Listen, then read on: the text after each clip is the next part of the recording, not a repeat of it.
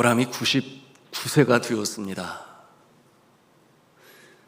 하갈을 통해 이스마엘을 얻은 지 이제 13년이 되는 해에 후손에 대한 이 사례와 아브라함의 믿음 없는 모습으로 인하여 하갈이 임신을 하였지요. 그리고 이 일로 인해서 사례와 하갈 사이에는 불화가 생겼습니다. 하나님께서 친히 중재하셔서 하갈에게 나타나셔서 그 일을 해결하셨으니 다시금 자신의 거처로 아브라함의 집으로 돌아온 그 모습, 우리가 지난 시간에 함께 묵상했습니다. 광야로 도망치는 하갈에게 나타나시니 하나님은 여호와 로이라고 그랬지요.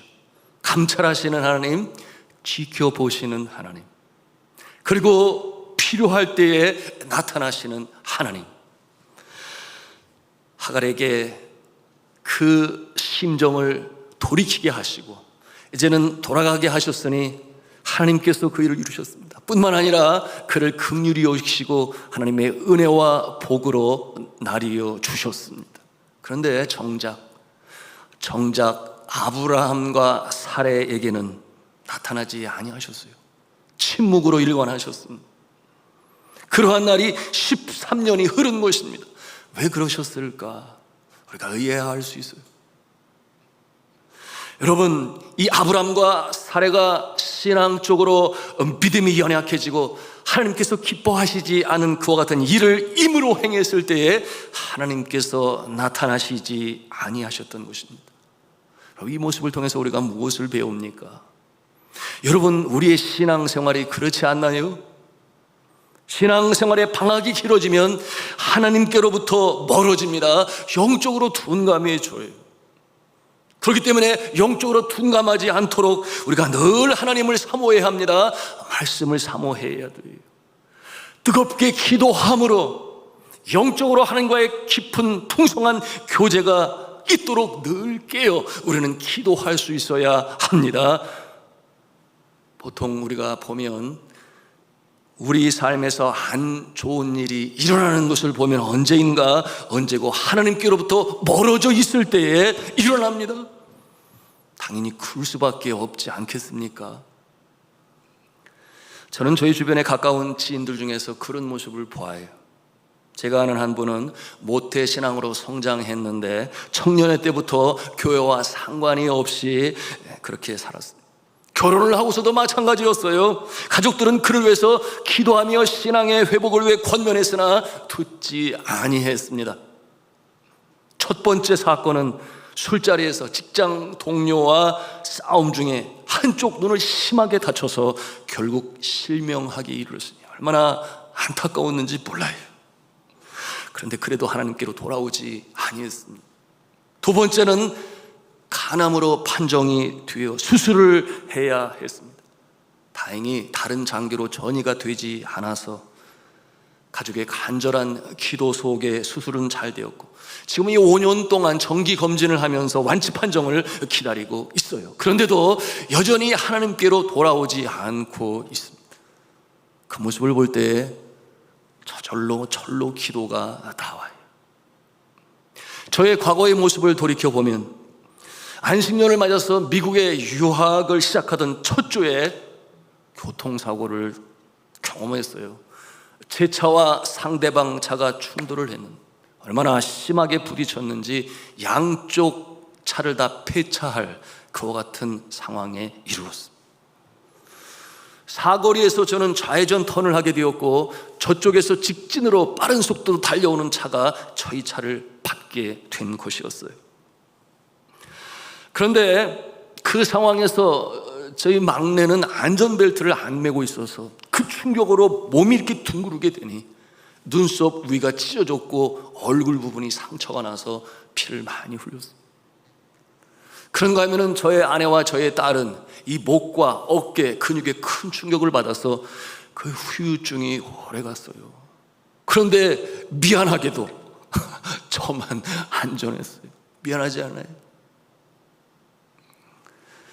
그런데 그 사고에 대해서 왜 이런 일이 일어나게 되었는가, 제가 기도할 때에 제 마음에 하나님께서 주시는 말씀이 있었으니 네가 너무 교만하게 되었구나. 네가 너무 자만하게 되었구나. 제가 주께서 주시는 그 음성을 인정하지 않을 수가 없었으니 여러분, 선교사로서 안식년을 갖게 되었고, 그리고 그 미국에서 내노라고 하는 참 좋은 신학교에서 입학 허가서를 받게 되었으니, 그런가 하면 또 정착하게 되었는데, 보통 학생들은 기숙사에 머물게 됩니다마는 저는 미국 선교사님, 중국으로 사역하시는 분인데 안식년을 마치고 가시게 되니 그 좋은 집을 저희에게 또 아주 저렴한 가격에 렌트로 주시게 돼요.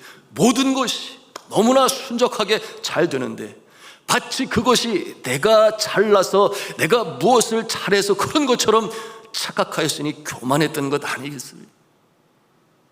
하나님께서 그와 같은 가르침을 주셨던 것이죠. 그래서 하나님 앞에 눈물로 회개하고 주님 앞에 용서를 간구했습니다. 저 때문에 다친 가족들은 너무나 미안했어요. 두고두고 미안했어요.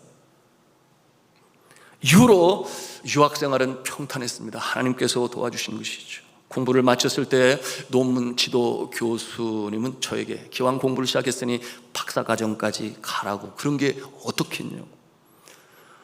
그래서 제가 그러겠다고 말도 하지 않았는데 영국의 아주 유수한 신학대학원 박사과정에 제 이름을 올려놓고 추천서까지 써놓고, 근데 저는 하나님과의 약속이 있었거든요.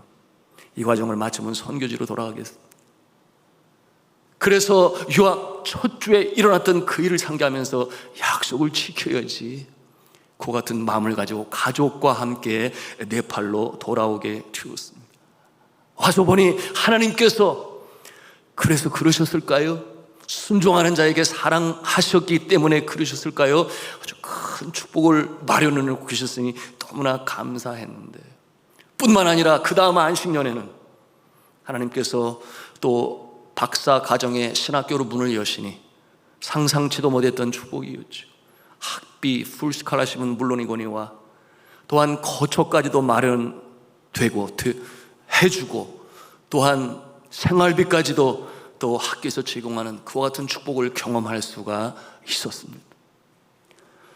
사랑하는 성도 여러분, 아브라함과 이 사례의 믿음 없는 행위, 그 모습은 하나님께서 원하시는 모습이 아니었어요. 그러게 아브라함과 사례에게 나타나지 않으신 하나님께서 13년이나 흐른 뒤에 나타나셨는데, 이 아브라함에게 하신 첫 번째 말씀이 바로 그것이었습니다. 너는 내가 택한 자다. 그러니 신앙생활을 제대로 하라. 이와 같은 내용으로 말씀을 주시는데요, 여러분이 창세기 17장 1절 말씀을 우리가 함께 읽도록 하겠습니다. 같이 읽습니다. 시작. 아브라함의 99세 때에 여호와께서 아브라함에게 나타나서 그에게 이르시되 나는 전능한 하나님이라. 너는 내 앞에서 행하여 완전하라. 너는 내 앞에서 행하여 완전하라. 이와 같은 말씀, 아주 따끔한 추롬한 그와 같은 내용으로 하나님께서 아브라함에게 주시는 말씀이에요. 너는 내 앞에서 라고 말씀하고 있는데요, 사람 앞에서가 아니라는 거예요. 그의 아내된 사레 앞에서가 아니라는 것입니다. 아내인 사레의 말을 듣고 하갈을 취한 그 모습은 하나님 앞에서 옳은 모습이 아니다. 내 앞에서, 여러분 라틴어로 잘 아시는 코람데오의 신앙, 하나님 앞에서, 하나님의 면전 앞에서 그렇게 말씀하시는데, 하시는 말씀이 엄중한 말씀이니 행하여 완전하라. 여러분 여기서 이 완전이라고 하는 이와 같은 단어는 히브리어로 타밈이라는 히브리어를 사용했는데, 그 뜻이 어떤 전혀 죄 없는 상태를 말하는 것이 아니에요. 완벽한 그와 같은 모습이 아닙니다. 그보다는 전심으로, 중심으로 그 뜻을 가지고 있어요. 두 마음을 품어 정함 있는 그런 정함 없는 그런 모습이 아니라 한 마음으로 그런 뜻을 가지고 있으니, 영어 번역을 보니까 faithfully 그렇게 되어 있어요. 신실한 마음으로 주를 섬겨라, 행하라, 그와 같은 내용으로 주시는 말씀입니다. 그와 같은 흔들림 없는 믿음을 가지고 여호와를 생각하고 여호와를 의지하고 여호와께 순종하라, 행하라, 그런 말씀으로 이렇게 주시는 것입니다. 이어 하나님께서는 과거에 주셨던 언약을 다시금 재확인하시며 주시는데요, 후손의 약속, 후손에 대한 약속의 말씀을 주세요. 그 시제 2절 말씀입니다. 우리 함께 2절 말씀을 또 읽도록 하겠습니다. 시작. 내가 내 언약을 나와 너 사이에 두어 너를 크게 번성하게 하리라 하시니. 아멘. 또 4절 말씀을 같이 읽겠습니다. 시작.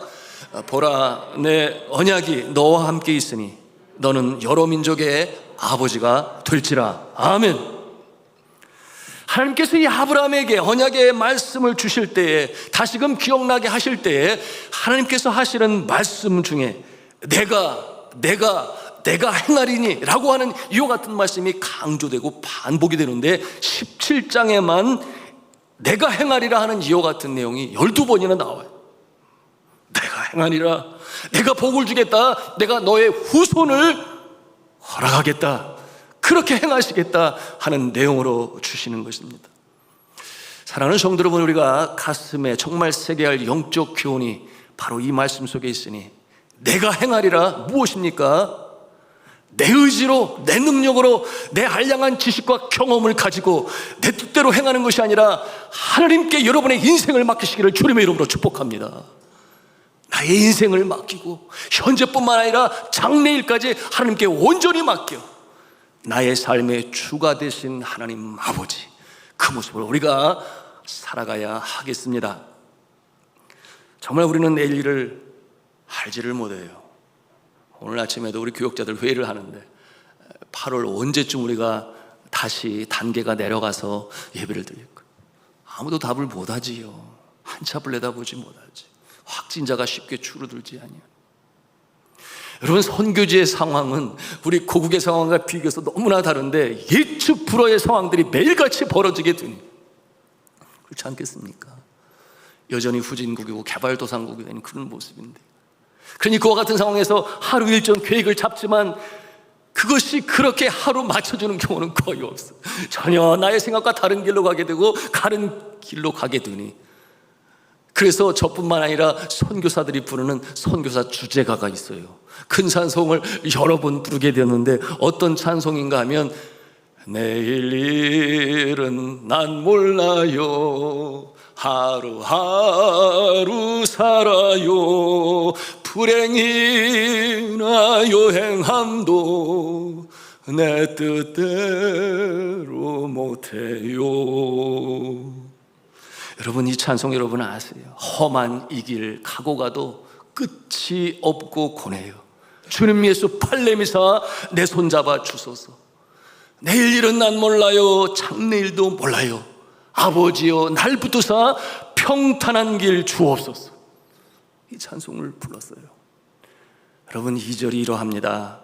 만왕의 왕 예수께서 이 세상에 오셔서 만 백성을 구원하니 참 구주가 되시니, 순교자의 본을 받아 나의 믿음 지키고 순교자의 신앙 따라 이 복음을 전하세요. 불길 같은 성령이여 내 마음에 항상 계셔서 천국 가는 그날까지 주여 지켜 주옵소서. 얼마나 정말 은혜가 되고 맞는 내용으로 작사되어진 찬송입니까?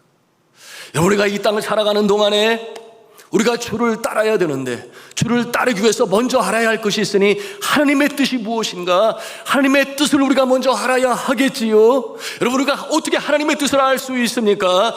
하나님께서 이미 약속으로 주신 생명의 말씀, 이 하나님의 말씀을 사모하는 마음으로 묵상하고 주의 종의 말씀이 단에서 선포되어질 때에 아멘으로 응답하고 화답할 때에, 그런가 하면은 주를 사모하는 마음으로 우리가 주님 앞에 간절히 기도할 때 성령께서 주의 뜻을 우리 마음에 알려주시는 줄로 믿으시길 바랍니다. 하나님께서 우리에게 알려주세요. 그러므로 그 뜻을 가지고 우리가 순종하며 나가는 것인데요, 사랑하는 성도 여러분, 하나님께 주권을 맡기고 그 주도권을 맡기고 나는 무엇을 한다? 순종한다.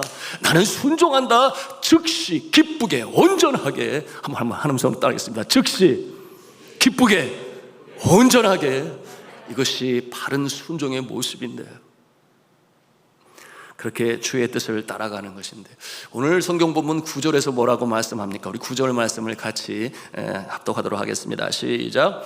하나님이 또 아브라함에게 이르시되 그런즉 너는 내 언약을 지키고 내 후손도 대대로 지키라. 지키고 지키라. 무슨 말씀입니까? 순종하라. 그런 말씀 아니겠어요? 지키고 지켜 행하라. 순종하라. 그런데 우리 하나님은 얼마나 자비하시고 세심하신지, 분명 아브라함과 사례를 통하여 후손을 주실 것이다, 그러니 믿고 행하라 그랬는데 그러지 못했음에도 불구하고 다시금 찾아오신 하나님께서 이 믿음에 자꾸 넘어지는 이 아브라함과 사례에게 이제 행하시는 것이 있으니 믿음을 더욱 공고히 하게 하시기 위하여 두 가지 일을 하시는데요, 첫 번째는 이 아브라함과 사례의 이름을 바꾸십니다. 오늘 성경 부분에 나오는데, 그런가 하면 두 번째로는 이제 표징이라고 그랬는데 징표를 이제 주세요. 아브라함의 이름을 아브라함이라 그렇게 바꾸고, 사례의 이름을 사라라 그렇게 바꾸세요. 처음 이름 아브라함의 그 뜻은 존귀한 아버지, 그런 뜻을 가지고 있는데, 바뀐 아브라함의 이름은 열국의 아버지, 많은 무리의 아버지, 그런 뜻을 가지고, 사례는 그 처음의 이름은 나의 주인이라는 그런 뜻을 가지고 있는데, 바뀐 이름 사라는 열국의 어머니라는 그런 뜻을 가지고 있으니, 이 두 이름의 모습 다 이제는 믿어라, 제발 믿어라, 하나님의 언약의 약속을 믿어라, 그것이 후손과 연결이 되고 민족이 되고, 그 같은 내용으로 이름을 바꾸어 주십니다. 여러분, 이스라엘 사회에서는 이 이름의 의미가 굉장히 중요했어요. 그래서 이름을 지을 때 하나님께 기도하고 이름을 지은, 왜냐하면 이름 속에 한 사람의 정체성이 담겨져 있습니다. 아기 때 주어지는 이름, 그 이름 속에 아이의 미래와 장래의 소망이 담겨져 있어요. 그 이름이 다른 사람에게 자신의 이름이 불리워질 때마다, 그래 나는 그런 사람이야, 그런 사람이 될 거야, 그렇게 되어야 해, 이와 같은 마음을 가지고 이름을 소중히 여겼는데요, 그래서 예수라고 하는 이름의 뜻은 구원자가, 그런가 하면 노아라고 하는 이름은 안식 또는 평안이라는 뜻을 가지고 있어요. 또한 요셉이라고 하는 이름은 그가 도하실 것이요, 그런 뜻을 가지고 있는가 하면, 마리아라고 하는 이름은 고귀함, 나옴이라고 하는 이름은 기쁨 또는 희락, 그런 뜻을 가지고 있습니다. 저에게는 저희 부친께서 발을 정자를 제 이름으로 주셨어요. 연자는 형제들의 돌림자고 그럴 연자를 사용하는데, 바르게 되거라 뭐 그런 뜻으로 해석을 하면 해석할 수 있겠지요. 근데 저는 제 이름을 한편으로 좋아하고 한편으로 부담스러워해요. 안 그렇겠습니까? 늘 바르게 살아야 된다, 옳게 살아야 한다, 옳은 길을 따라야 한다, 바르게 살아야지 이익보다는 옳은 모습으로 살아야지. 그러니 그것이 부담이 될 수밖에 없잖아요. 근데 가만히 생각해 보면 그것이 바로 하나님께서 원하는 것이니, 그래 옳고 바르게 사는 것, 그래서 제 이름을 소중히 여기고 또 감사히 여기고 있습니다. 저희 아들에게 이름을 지어줄 때 돌림자가 쌍토, 토자가 두 개, 흑토자가 두 개 있는 그와 같은 규자인데, 그래서 제가 앞에 기도하는 중에 임금왕자를 붙여줬어요. 임금왕자, 너무 큰 이름인데 어떤 뜻이냐, 왕의 땅이다, 하나님의 소중한 땅이 되거라, 그와 같은 내용을 가지고 이름을 지어 주었습니다. 우리 교회는 보니까 이름이 하준이라는 이름이 제일 많더라고요.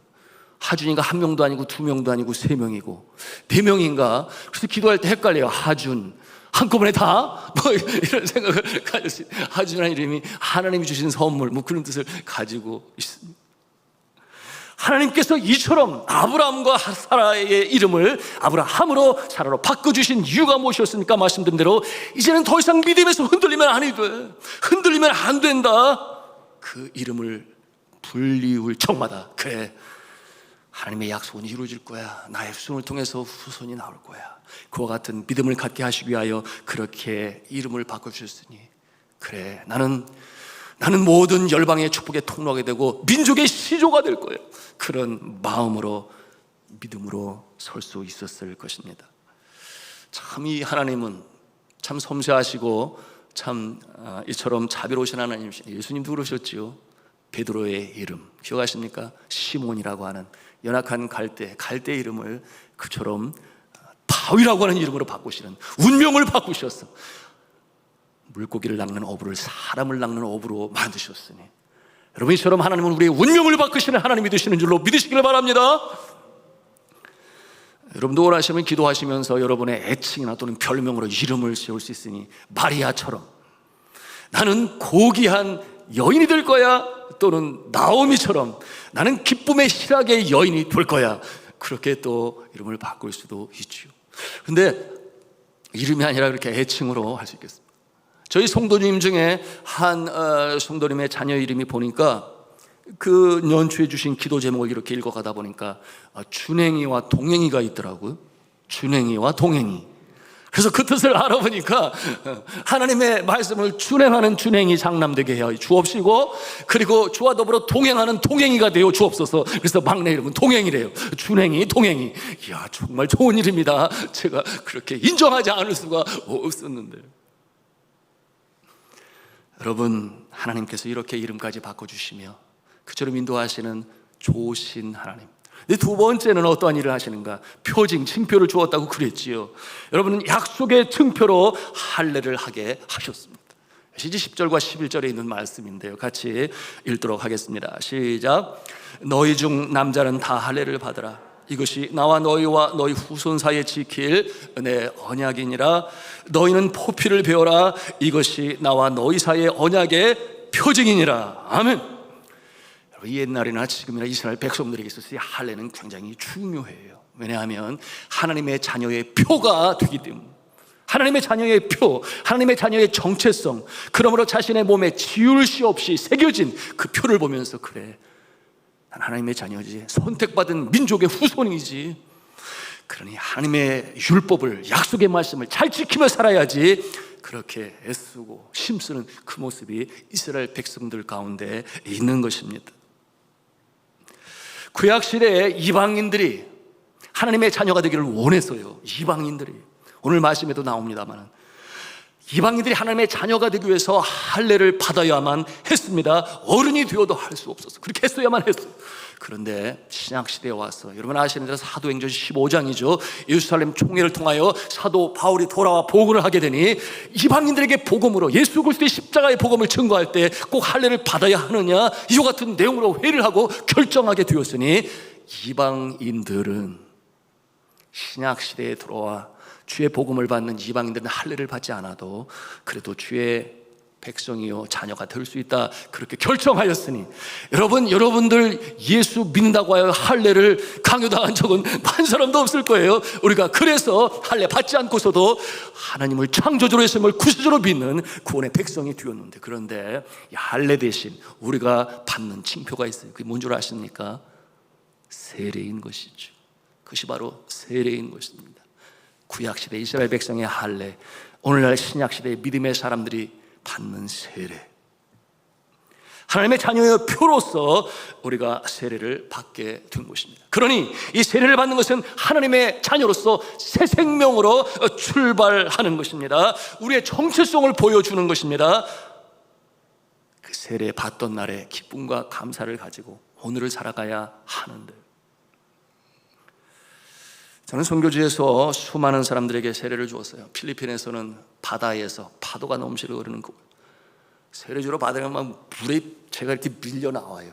가슴까지 들어가게. 그곳에서 세례를 줄 때에 해변에서는 찬송을 부르고 축복을 하고, 내가 어떤 세례 받는 자에게 성부와 성자와 성령의 이름으로 세례를, 완전히 물속에 머리 위까지 다 잠기게 하니까 어떤 뜻이겠습니까? 나는 죽고 나의 죄된 모습은 죽고 새 생명으로 산다, 나는 죽고 이제 예수로 산다 하는 그와 같은 감동과 감격이 그들에게 있어요. 근데 네팔에 와서는 여러분이 안전의 문제로 인하여 공공연한 자리에서 세례를 베풀 수 없으니, 여러분 보이지 않는 숲속의 물가에서 세례를 베풀. 그래서 제가 전에도 간증으로 나누었어요. 제가 처음 세례를 준 자가 2명 남자였는데, 추운 겨울에 어디 힘들잖아요. 그래서 저희 집에 목욕탕에서 세례를 베풀었다니까요. 욕조에 물을 가득 채우고 그래서 세례를 베풀게 되었는. 여러분, 네팔에서의 세례를 받는다고 하는 것은 굉장히 중요한 예식이 되니 자신의 가족들 모두가 힌두교 신자예요. 대부분이 그래요. 여전히 미전도 종족이니까요. 여러분, 그들이 가족의 대소사 1년 동안 진행되어지는 절기들 모두가 다 종교적인 예식으로 행하게 되니 예수를 믿는다고 하여도 가족의 대소 행사에 참여할 때 어쩔 수 없이 이와 같은 모습이 정말 힘들게 해요. 그러니 이 세례를 받을 때에 어떤 모습이 나타나는가? 적어도 3번은 물어요. 뒤돌아서지 않겠습니까? 다시금 신도교로 돌아가는 것 아닙니까? 확신합니까? 정말입니까? 이렇게 3번이나 물어서 돌아가지 않겠습니다. 절대 돌아가지 않겠습니다. 왜 그런가 하면 가족과 이별을 할 때도 있어요. 집에서 내쫓아요. 인정을 하지 않아요. 이와 같은 모습으로 참 중요하고 정말 일생일대의 전환점을 마련하는 그와 같은 세례식이 되는데, 세례 베풀 때 완전히 잠게 되니까 거의 눕다시피 했죠. 그런가 하면은 그 곁에서 축복하는 사람들이 부르는 찬송이 있어요. 어떤 찬송을 부르냐? 세상 등지고 십자가 보내, 세상 등지고 십자가 보내, 세상 등지고 십자가 보내, 뒤돌아서지 않겠네. 이 찬송을 계속해서. 사랑하는 성도 여러분은 세례를 받을 때 그 감동과 감격을 가지고 오늘 어려운 상황 가운데서도 주를 따르며 순종하며 믿음으로 살아갑니까? 그 첫사랑의 감동과 그 첫사랑의 다짐과 결단이 오늘 우리를 살아가게 해야 되는데요. 여러분, 제가 중학교 시절에 보았던 월간지로 기억하는데 샘터라고 하는 그런 책이 있었어요. 지금 있는지 없는지 모르겠어요. 그런데 그 책을 즐겨 보았는데 맨 뒷장에 보니까 참 제 마음에 와닿는 시가 있었어요. 그 시의 제목이 첫 마음이라고 하는 그와 같은 시였는데, 여러분, 제가 나중에 알게 되었죠. 시인이 누군지도 모르고 정채봉이라고 하는 분이 쓴 시인데, 여러분, 이것이 바로 주님과의 첫사랑 세례를 받았을 때의 그와 같은 감동으로 생각나게 하니, 여러분, 그 내용이 이래요. 한번 들어보세요. 1월 1일 아침에 찬물로 세수하면서 먹은 첫 마음으로 1년을 살 수 있다면, 학교에 입학하면서 새 책을 처음 펼치던 영롱한 첫 마음으로 공부를 할 수 있다면, 사랑하는 사이가 처음 눈이 맞던 날에 떨림으로 내내 함께 한다면, 첫 출근하는 날 신발끈을 매면서 먹은 마음으로 직장 일을 한다면, 아팠다가 병이 나은 날에 상쾌하고 감사한 마음으로 몸을 돌본다면, 개업날의 첫 마음으로 손님을 늘 기쁨으로 맞는다면, 그리고 이제 오늘의 말씀과 연관한 이 구절이 나옵니다. 세례 성사를 받던 날에 빈 마음으로 눈물을 글썽이며 신앙생활을 할 수 있다면, 이 사람은 그때가 언제든 늘 새 마음이기 때문에 바다로 향하는 냇물처럼 날마다가 새로우며 깊어지며 넓어질 것입니다. 정말 그렇지 않겠습니까? 여러분, 할례나 세례나 정말 중요한 것은 하나님의 자녀로서 이제 새 생명으로 살아가는 증표가 되어야 하는 것이니, 바로 하나님께서 이처럼 출현하셔서 아브라함이 그처럼 할례를 받도록, 그것이 영원한 약속의 징표가 될 수 있도록, 그뿐만 아니라 자자 대대손손 그렇게 하나님은 살아계시다 약속하시면 결코 잊지 아니하시고 지키시는 하나님 있음을 그의 후손들에게 알리게 하셨으니, 여러분, 이 확신을 가지고 세상 유혹에 흔들리지 아니하고 이 믿음으로 굳건히 서가야 하는 것, 그것이 곧 할례요 세례인 것입니다.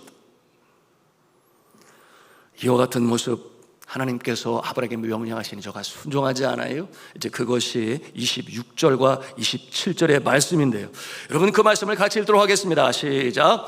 그날에 아브라함과 그 아들 이스마엘이 할례를 받았고 그 집이 모든 남자고 집에서 태어난 자와 돈으로 이방 사람에게서 사온 자가 다 그와 함께 할례를 받았더라. 아멘. 여러분, 이 말씀에 가만히 보면은 아브라함만 할례를 한 것이 아니고 그의 식솔들만이 아니라 오늘 말씀해 보니 이방이 있는데 돈을 주고 산 자들, 종이라고 말할 수 있겠죠. 그들까지도 할례를 받게 하니, 이 말씀을 통해서 우리는 무엇을 보는가? 오늘 이 시대의 선교와 전도를 보는 것입니다.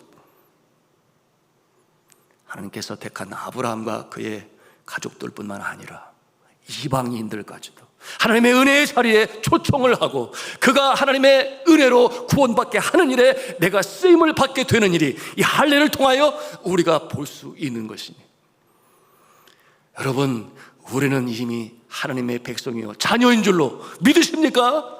그렇다면 우리는 우리 이웃들에게 여전히만의 은혜에 바뀌는 자들을 향하여 이처럼 구원의 복음으로 전하고 초청하는 그 모습을 가져야 하는 것인데요, 여러분, 이 할례 받는 것이 쉬울 것 같아요? 쉽지 않아요. 그러나 약속의 징표니 아브라함이 순종합니다. 여러분, 왜 순종하겠습니까? 믿기 때문에 순종하는 것 아니겠습니까? 그러므로 순종은 믿음의 징표가 되니 오늘 말씀의 주제임의 제목이기도 해요.